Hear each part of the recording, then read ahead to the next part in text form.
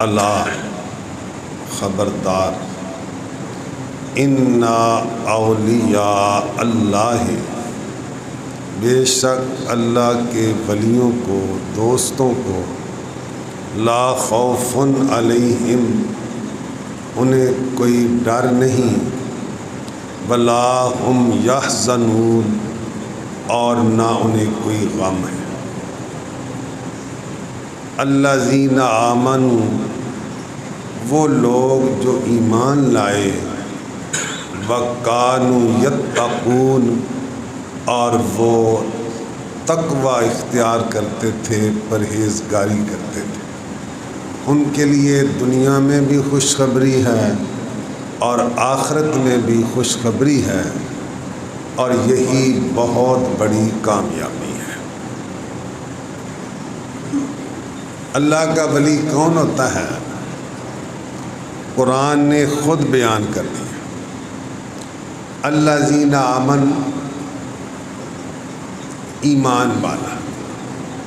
کوئی کافر اللہ کا ولی نہیں بن سکتا، کوئی کافر اللہ کا قرب حاصل ہے۔ اور دوسری وَقَالُوا یتقون، جو متقی ہوتے ہیں، پرہیزگار ہوتے ہیں، گناہوں سے بچتے ہیں۔ تقوی کا ایک معنی یہ کیا گیا ہے کہ ہر اس چیز سے بچنا جو آخرت میں نقصان دینے والی ہے۔ تقوی کا کیا معنی ہے؟ ہر اس چیز سے بچنا جو آخرت میں نقصان دینے والی ہے۔ تو بلکہ بزرگ فرماتے ہیں، ولایت نام ہے قرب خدا کا، خدا کے قریب ہونے۔ اب کیسے پتہ چلے کہ یہ رب کے قریب ہے یا نہیں ہے؟ فرمایا جتنا زیادہ رسول اللہ کے طریقے کے مطابق چلے گا اتنا ہی رب کے قریب ہوگا، اور جتنا نبی پاک علیہ السلام سے طریقے سے دور ہوگا اتنا رب سے دور ہوگا، کیونکہ خدا تک پہنچنے کا ایک ہی راستہ ہے، وہ نبی کا طریقہ ہے۔ اس راستے سے ہٹ کر کوئی خدا کا قرب، ہوا میں اڑنا، پانی پہ چلنا،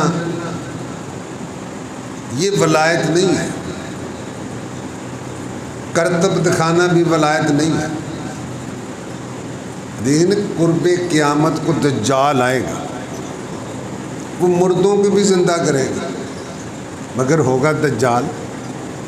دجال کا معنی ہے بہت بڑا فریبی، عیار، مکار، دھوکے باز۔ دجال کا معنی کیا ہے؟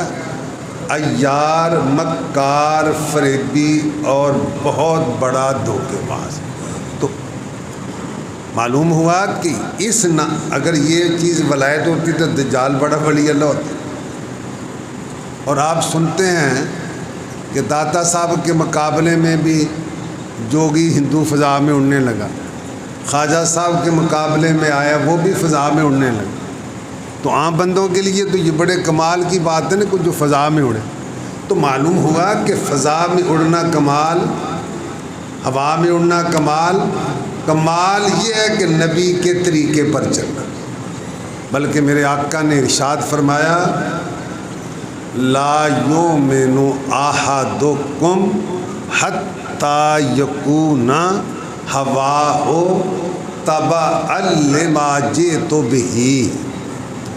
تم میں اس وقت تک کوئی کامل الایمان نہیں ہو سکتا جب تک اپنی خواہش کو میرے دین کے مطابق نہ کرے، جب تک اپنی خواہش کو رسول اللہ کے دین کے تابع نہیں کرے گا اس وقت تک رب کا قرب حاصل۔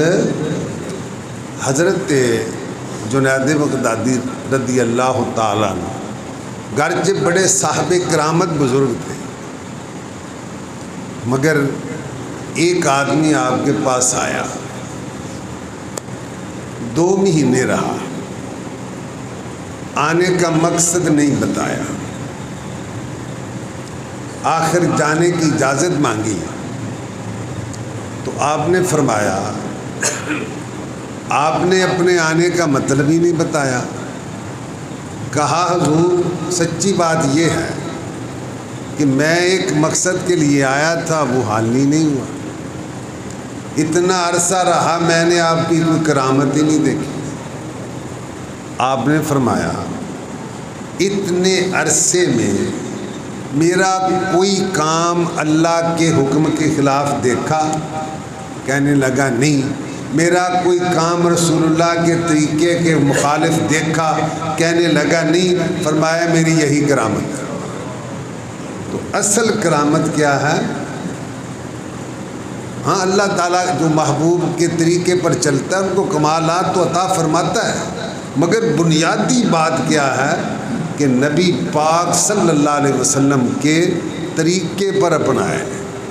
مجدد الافسانی رحمۃ اللہ علیہ فرماتے ہیں ایک آدمی فضا میں اڑتا ہے، اگر مصطفیٰ کے طریقے کے مطابق نہیں ہے تو وہ کچھ بھی نہیں۔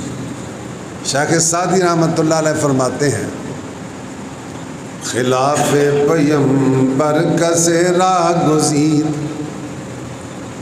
خلاف پیمبر کسے راہ گزید، ہرگز بے منزل نہ خواہد رسید۔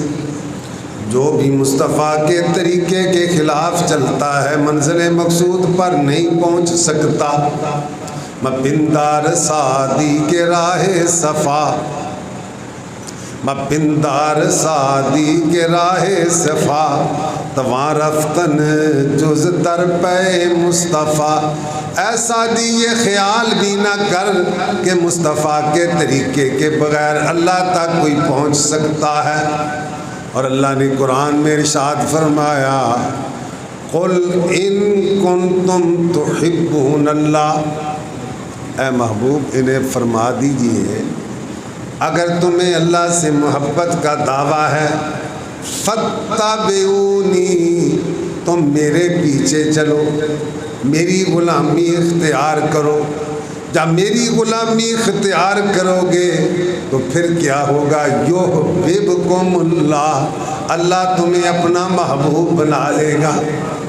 ایک دن بندہ کہے مجھے اللہ سے محبت ہے مجھے، مگر جب بندہ مصطفیٰ کا سچا غلام بن جاتا ہے فرماتا ہے اللہ یحببکم اللہ، اللہ تم سے محبت بھی کرے گا یغفر لکم، اور تمہارے گناہ بھی معاف فرما دے گا۔ تو اس لیے مصطفیٰ کے طریقے کے مطابق صحابہ کرام رضی اللہ عنہم اجمعین، میں اکثر کہتا ہوں کہ انہوں نے اپنے طبعی تقاضوں کو بھی رسول اللہ کی چاہت پر قربان کر دیا۔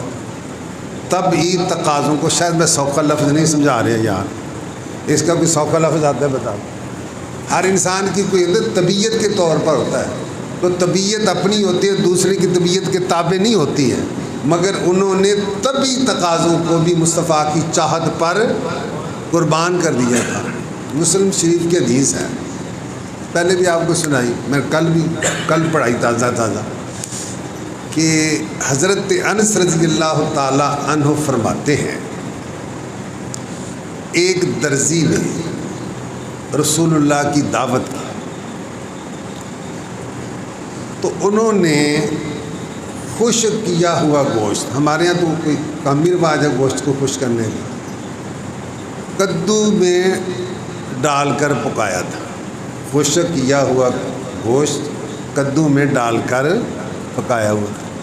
حضرت انس فرماتے ہیں کہ میں نے دیکھا کہ رسول اللہ پیالے میں سے، برتن میں سے کدو کی کاشیں، کدو کے ٹکڑے بڑی چاہت سے، بڑے شوق سے نکال کر کھا رہے ہیں۔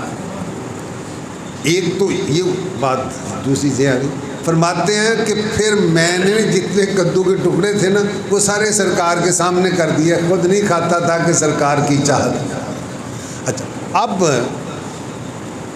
کسی کو کوئی سبزی پسند ہے، کسی کو کوئی سبزی پسند ہے، گھر میں یہ سب سے، میری ایک بہو کہتی ہے کیا پکانا، کہتا ہے جی یہ دنیا کا سب سے مشکل سوال ہے، کہ رولا پہ کوئی کہتا ہے یہ کھاؤ، کوئی کہتا ہے یہ کھاؤ، وہ کہتی ہے یہ دنیا کا سب سے مشکل سوال ہے۔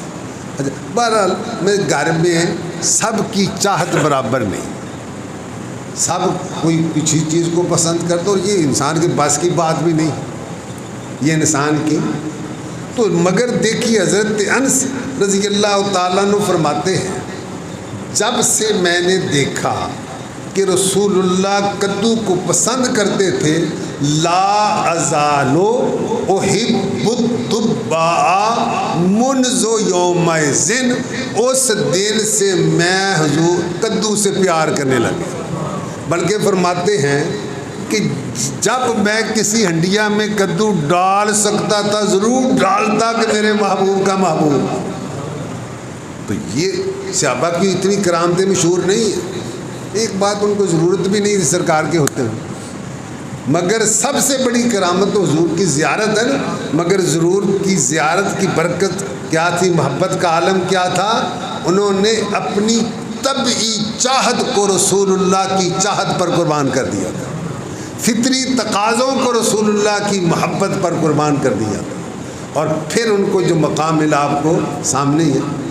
وہ مسلمان کہاں اگلے زمانے والے، سرکار کی سنت پر عمل کا طریقہ، نتیجہ کیا تھا، وہ مسلمان کہاں اگلے زمانے والے، گردنے کیسر و کسرا کی جھکانے والے، گردنے کیسر و سارے بول دیو چنگے رہ جو گے، گردنے کیسر و کیسر روم کے بادشاہ، کیسر نام نہیں تھا، روم کا جو بھی بادشاہ تھا اس کو کیسر لقب تھا، اور ایران کا جو بھی بادشاہ ہوتا تھا کسرا اس کا لقب تھا، اور حبشہ کے بادشاہ کا لقب کیا تھا، نجاشی۔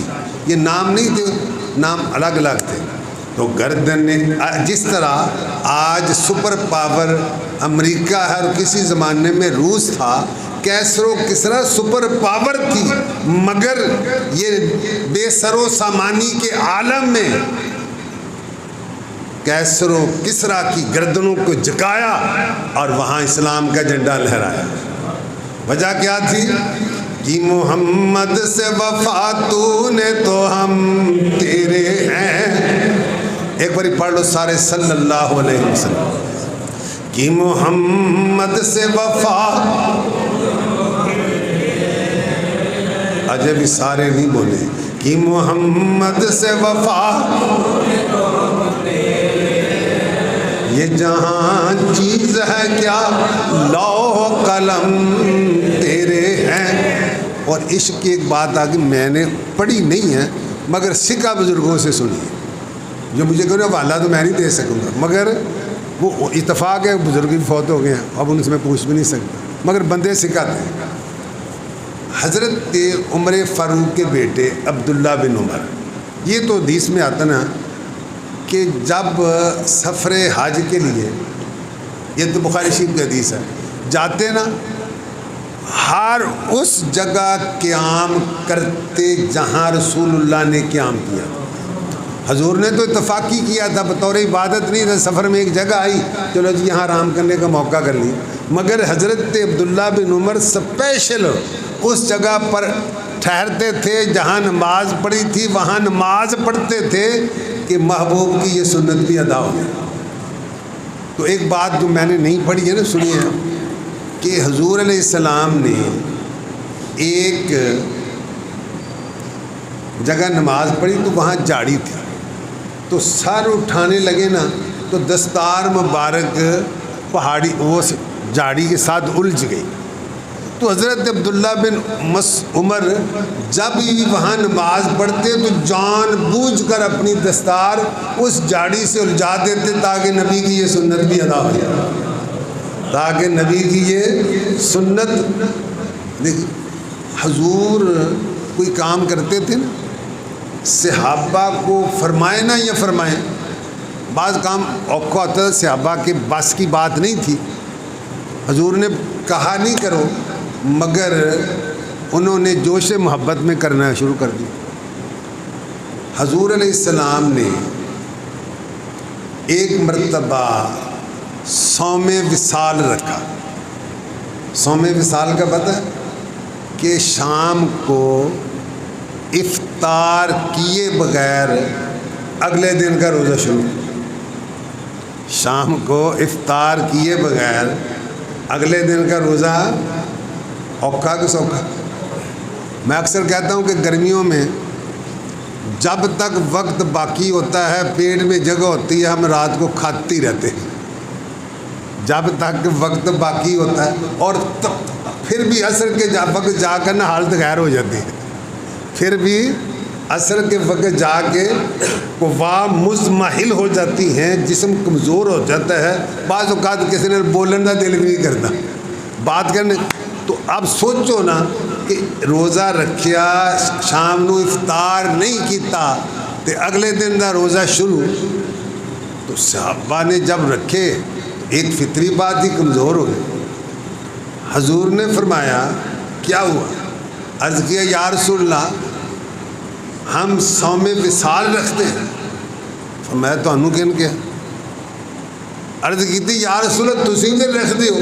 فرمایا ایوکم مثلی، تھاڑے جو کیڑا میرے ورگا، لستو کا حیاتکم، میں تمہاری مثل نہیں ہوں، ابھی تو انت ربی واہو یطعمنی و یسقینی، میری راتیں تو رب کے پاس گزرتی ہے، وہ مجھے کھلاتا اور پلاتا ہے۔ تو مجھے یہاں عرض کرنے کا مطلب یہ تھا کہ صحابہ کی اتباع کا عالم کیا تھا۔ فرمایا نہیں کرو، مگر محبوب نے کیا ہے کرو، محبوب نے قل ان کنتم، تو معلوم۔ اب دیکھیے ایک بات یہاں، جب حضور، یہ بھی بخاری شریف کے حدیث ہے نا، ایوکم مثلی، تواڈے چوں کیڑا میرے ورگا، تواڈے چوں ایوکم مثلی، تو صحابہ نو قل انما انا بشر مثلکم والی آیت آندی سی کہ نہیں آندی؟ بولو بھائی، کسی صحابی نے نہیں کہا، کیوں کہ کوئی سرکار کی مثل ہو سکتا ہی، اور جو اپنے آپ کو سرکار ورگا کہے مومن ہو سکتا؟ تیری صورت تیری سیرت زمانے سے نرالی ہے یا رسول اللہ، تیری صورت تیری سیرت زمانے سے نرالی ہے، تیری ہر ہر ادا پیارے لے بے مثالی ہے۔ تو فرمایا اللہ تک پہنچنے کا صرف ایک راستہ ہے، وہ نبی کے طریقے پر چلنا۔ حضور دے طریقے تو ہٹ کے کوئی خدا تک پہنچ سکتا؟ کرتب تو دکھا سکتا ہے، وہ تو دجال بھی دکھائے گا۔ شیطان سب تو بڑا کرتب والا ہے، شیطان سب سے بڑا کرتب والا ہے کہ نہیں؟ انہ یراکم وہو وقبیلہ من حیث لا ترونہم۔ ہن شیطان سانو ویکھ رہا ہے، اسی انہوں ویکھ، تو اتنی قوت والا ہے، آن کی آن میں مشرق سے مغرب پہنچ جاتا ہے۔ تو معلوم ہوا کمال یہ نہیں کہ مشرق سے مغرب پہنچے، کمال یہ نہیں فضا میں اڑے، کمال یہ نہیں کہ پانی پہ چلے، کمال یہ ہے کہ مصطفیٰ کا سچا پکا غلام بنا۔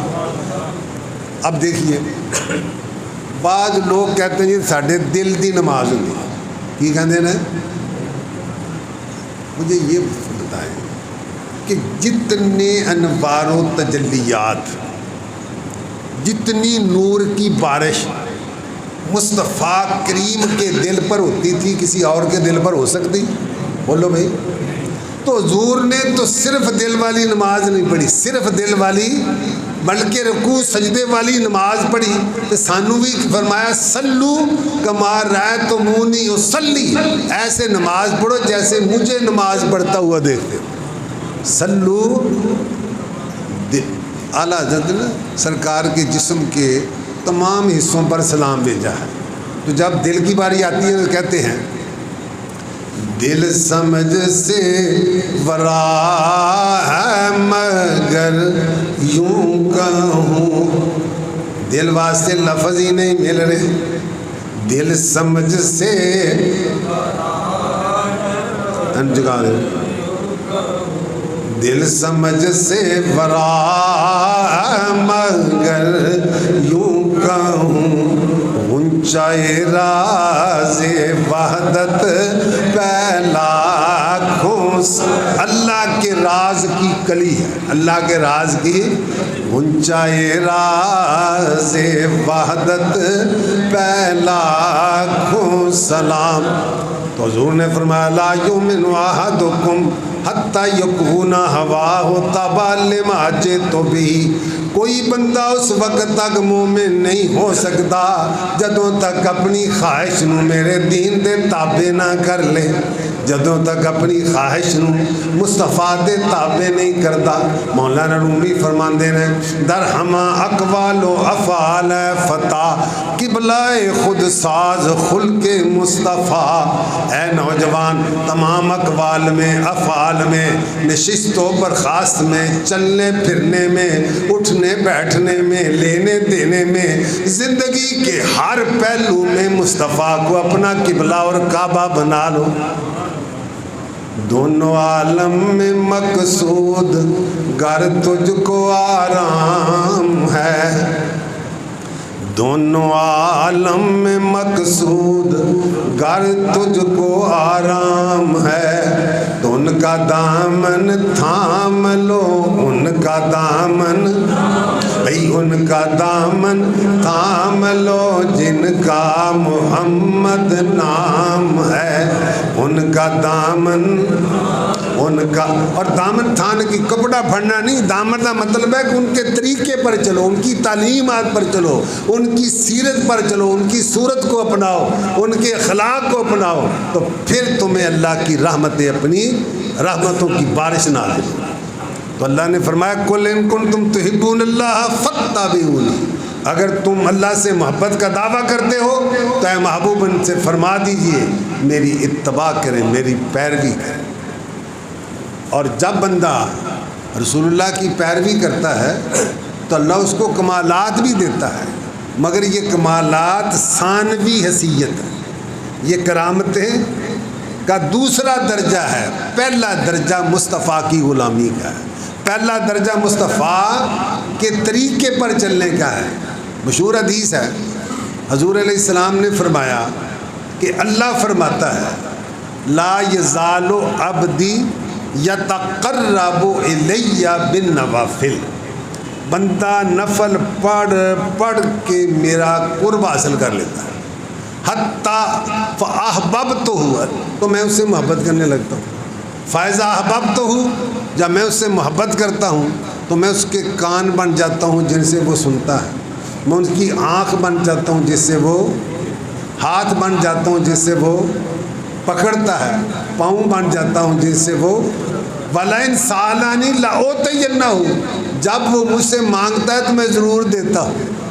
تو اب اللہ اعضاء سے پاک ہے، اللہ جسمانیات سے، تو اس کا مطلب یہ ہے کہ اللہ کا نور خاص اس کے اعضاء میں سما جاتا ہے، اس کے لیے قرب و بعد، نزدیک و دور یکساں مساوی اور برابر ہو جاتا ہے، وہ دور کی آواز کو ایسے سن لیتا ہے جیسے قریب کی آواز کو سنتا ہے، اور دور ایک لمحے میں مشرق سے مغرب تک پہنچ جاتا ہے، اور یہاں بیٹھ کر مدینہ میں بیٹھ کر وہ پھر ایران میں صحابہ کے لشکر کی مدد کر سکتا ہے، یا ساریہ تو الجبل، اے ساریہ پہاڑ۔ تو یہ اللہ اپنے بندوں کو شانیں تو دیتا ہے، مگر دیکھیں قرآن حضرت مریم رضی اللہ تعالی عنہا حضرت زکریا علیہ السلام کی کفالت میں تھی۔ قرآن کہتا ہے کلما دخل علیہا زکریا المحراب وجد عندہا رزق، کلما ایک ہوندا ہے لما ہوندا میں نے جب، تو کلما ہوندا ہے جب بھی، کلما میں نے کیا یہ عموم افعال کے لیے آتا ہے، جب بھی حضرت زکریا مریم کے پاس جاتے وجد عندہا رزقا، ان کے پاس رزق پاتے. تفسیروں میں لکھا ہے گرمیوں کے پھل سردیوں میں، سردیوں کے پھل بازار میں، پھل موجود، بازار سے پھل موجود، مارکیٹ موجود، پھل دا موسم بھی نہیں. تو اب حضرت زکریا حیران ہو کے پوچھتے ہیں یا مریم انا لاکے ھذا، اے مریم یہ تیرے پاس کہاں سے آیا؟ قالت ہوا من عند اللہ، یہ اللہ کی طرف سے آیا. ان اللہ یرزق من یشاء بغیر حساب، اللہ جنوں چند ہے بغیر حساب دے عطا فرماتا. بخاری شریف کے حدیث ہے حضرت خبیب رضی اللہ تعالیٰ عنہ کافروں نے قتل کرنے کے لیے قید کیا ہوا ہے. تو جس گھر میں موجود تھے اس گھر کی ایک عورت کہتی ہے کہ میں نے دیکھا کہ حضرت خبیب انگور کا گچھا کھا رہے ہیں، حالانکہ بازار میں پھل تھا ہی، مکہ میں ویسے نہیں، اب تو ہر مل جائے تو اس وقت نہیں ہوتا تھا، تو انگور کا گچھا.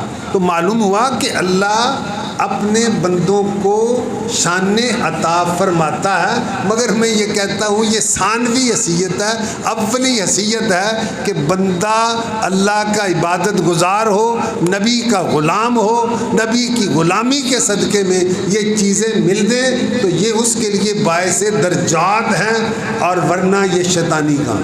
کار شیطان می کند نامش ولی، مولانا رومی کہتے ہیں کار شیطان می کند نامش ولی، گر ولی ہی است اوکھے لانت بر ولی. اگر ولایت اسی کا نام ہے نا کہ شیطانی کام کر کے کرتب دکھا کے، تو ایسی ولایت پر لانت ہے، وہ نام کی ولایت ہے. حقیقی ولایت نبی کی غلامی سے ملتی ہے، نبی کی سیرت اپنانے سے ملتی ہے، نبی کی سنت پر عمل کرنے سے ملتی ہے. کوئی بڑے سے بڑا آسمان کو چھو لے یا زمین کی پہنائیوں میں چلا جائے، اگر مصطفیٰ کے طریقے سے ہٹا ہوا ہے تو وہ سب کچھ ہو سکتا ہے، مگر اللہ کا پیارا نہیں ہو سکتا. اللہ